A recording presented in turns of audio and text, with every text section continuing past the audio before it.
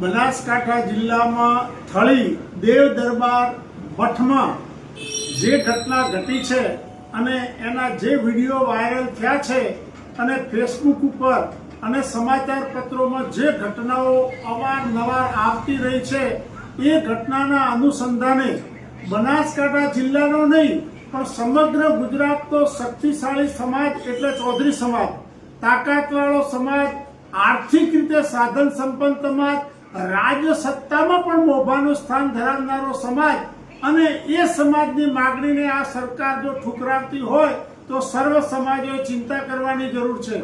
કારણ કે એફઆઈઆરમાં મુખ્ય આરોપી જેમના ઈશારે કથિત વાતો આવે છે, લોકવાયકા આવે છે, એ પ્રમાણે જેમના ઈશારે આ કૃત્ય થયું છે એવા મુખ્ય આરોપીને છાવરવામાં આવે અને એવા આરોપીને એફઆઈઆરમાંથી એનું નામ કાઢી નાખવામાં આવે અને એ નામને ઉમેરો કરીને એમને પણ સરકાર શિક્ષાત્મક પગલાં લે એવી માગણીને પણ જો આ સરકાર ધ્યાને ન લેતી હોય તો સમગ્ર ગુજરાતના સર્વ સમાજના લોકો માટે આ ચિંતાનો વિષય છે।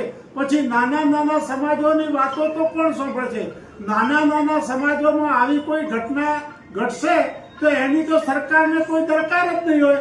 માટે સર્વ સમાજોએ એકી અવાજે આ સરકારનું ધ્યાન દોરવું જોઈએ કે જે ઘટના ઘટી છે એને દૂધનું દૂધ અને પાણીનું પાણી કરો અને એમાં ગુનેગારોને સજા કરો। એ મોટા ચમરબંધી હોય, મોટા મઠાધીશપતિ હોય તો પણ એમની શરમ ન રાખતા ગુનાની શિક્ષા તો દરેકને થવી જોઈએ। એ માટે આવા શક્તિશાળી સમાજની અવગણના થતી રહેશે તો આ બધા જ સમાજો માટે ભવિષ્યમાં ખૂબ ચિંતાનો વિષય છે।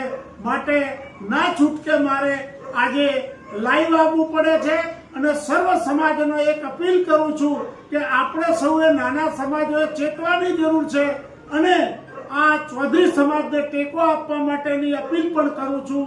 તો સરકાર પણ અમારી વાતને સાંભળી અને ઝડપી પગલાં લે એવી વિનંતી કરું છું।